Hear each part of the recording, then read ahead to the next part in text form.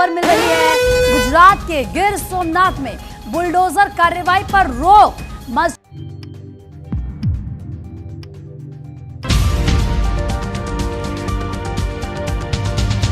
अस्सलामुअलैकुम आदाब दोस्तों, मैं हूं शम्स सईद और आप देख रहे हैं हर खबर आप तक। दोस्तों, जो खबर आज आपसे साझा करने वाला हूं और शेयर करने वाला हूं वो गुजरात से जुड़ी है।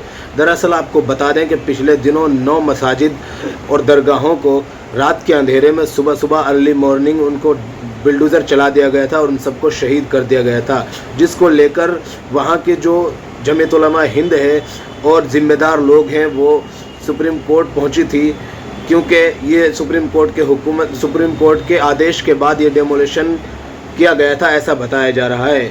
इसी को लेकर सुप्रीम कोर्ट ने एक बड़ा बयान दिया है। आपको बता दें कि लिखा है कि गुजरात वाक़े सोमनाथ में रातों रात बग़ैर किसी पेशगी इत्तला के सदियों पुरानी मसाजिद और दरगाहों को मुनहदिम करने के मामले में आज सुप्रीम कोर्ट में गुजरात हुकूमत की जानिब से ये यकीन दहानी कराई गई कि मज़कूरा ज़मीन किसी तीसरे फरीक को अलाट नहीं की जाएगी। अदालत ने हुकूमत के बयान को रिकॉर्ड कराते हुए कहा कि अगर ऐसा है तो इस तनाजुर में हमें कोई इजाफी उबूरी हुक्म जारी करने की ज़रूरत नहीं महसूस होती है।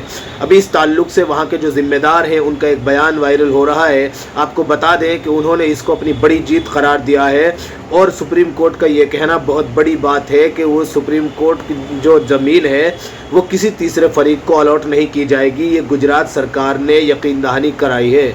इसके ताल्लुक़ से एक वीडियो जो वहाँ का वायरल हो रहा है उसको ज़रा देखिए, उसके बाद हम इसमें जमीयत उलमा हिंद के सदर का भी जो बयान आया है उसको भी आपको बताएंगे।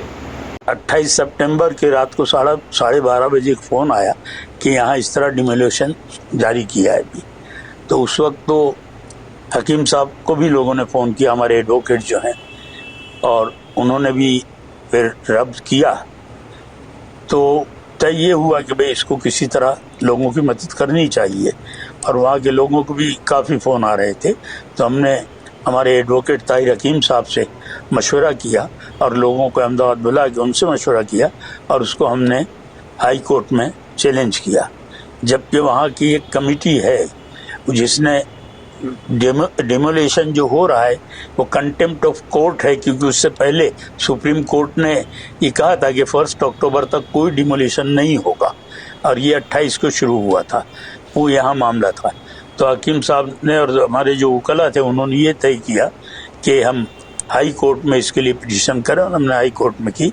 हाई कोर्ट ने अच्छी तरह हमें सुना, हमारे वकीलों ने अच्छी दलीलें की, और नतीजा ये निकला कि उस वक्त मामला रुक गया और हमारी पिटीशन दाखिल हो गई और हमको तारीख दी गई। और उसमें हमारी तरफ से एक प्रेशर ये था कि भाई ऐसा ना हो कि इस तारीख के दरमियान गवर्नमेंट थर्ड पार्टी को वो अलॉट कर दे तो हमारे कुछ काम करना रहे। तो वो सिलसिला चलता रहा। फिर सुप्रीम कोर्ट में उसी सिलसिले में दरख्वास्त की गई, और दूसरी जो पहले की डिफेमेशन की थी वो आने वाली थी। तो उस सिलसिले में वो जो हमारी पिटीशन थी आज उसकी हियरिंग थी, और अल्लाह का शुक्र है कि हमारे वकीलों ने बड़ी मेहनत की। हकीम साहब ने तमाम यहाँ के वकला को जो हमारे साथ थे उनको ब्रीफ किया। उसमें नुमायानामों में कपिल सिब्बल साहब हैं, एजाज मकबूल साहब हैं, हुज़ैफा साहब हैं, और उनके दीगर साथी जो थे वो कल रात को आधी रात से भी ज़्यादा वक्त गुजर गया। हमारे हकीम साहब और साकिब अंसारी जो हमारे दूसरे एडवोकेट हैं, इन लोगों ने ब्रीफ की, और आज वो मुकदमा हियरिंग पर था। और अल्लाह का शुक्र है कि कोर्ट ने बहुत पेशेंस से उसको सुना, और जो हम चाहते थे वो किसी हद तक हमें कामयाबी दी अल्लाह ने, कि कोर्ट ने तारीख डाली। लेकिन हमारे वकील ने गुजारिश की कि हाई कोर्ट में जब फैसला हो उसके पहले ये लोग अगर किसी को अलर्ट कर दें या यहाँ मैटर चलता रहे किसी को अलर्ट कर दें तो दुश्वारी खड़ी होगी। इसलिए उस पर रोक लगा दी जाए कि थर्ड पार्टी अलर्टमेंट न कर सके गवर्नमेंट, और सुप्रीम कोर्ट ने उस पर स्टे कर दिया कि जब तक हाई कोर्ट का या सुप्रीम कोर्ट फाइनल डिसीजन नहीं होता वो थर्ड पार्टी अलॉटमेंट नहीं हो सकता। सोमनाथ ट्रस्ट को ये जमीन नहीं दी? हाँ, नहीं, किसी को भी नहीं दी जा सकती।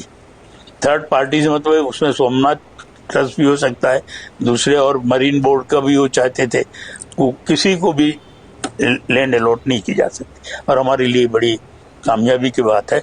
हम 11 नवंबर को वापस हमारी मुद्दत है। कंटेम्प्ट का जो केस किया था उस पे अभी कुछ नहीं, वो अभी आने वाला है वो केस। उसके अलग और ये सारी कार्रवाई तमाम साथियों के, उसमें हमारे ओएस भाई और भाई हमारे तबरेज भाई, ये लोग, और खुसूसन हमारे वो गयासुद्दीन शेख जो एक्स एमएलए हैं हमारे यहाँ के, और हमारे वो हाफिज भाई खांडा हैं, जो इसमें सबसे ज्यादा फिक्रमंद वो रहे, और वो इसमें मुसलसल हमारे कांटेक्ट में है।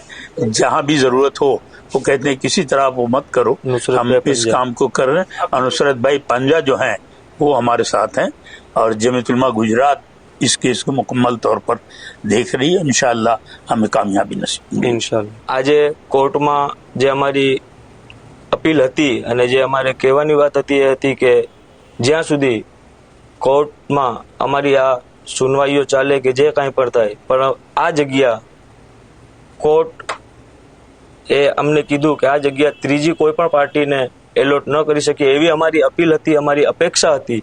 તો કોર્ટે અમારી વાત બરાબર અને અમારી વકીલોની મહેનતોની સામે જોઈ અને આ જાહેર કર્યું છે કે આ જગ્યા જ્યાર સુધી આવતી તારીખ એટલે કે 11 નવેમ્બર સુધી આ જગ્યા કોઈ પણ થર્ડ પાર્ટી અથવા ત્રીજી પાર્ટીને એલોટમેન્ટ નહીં કરે।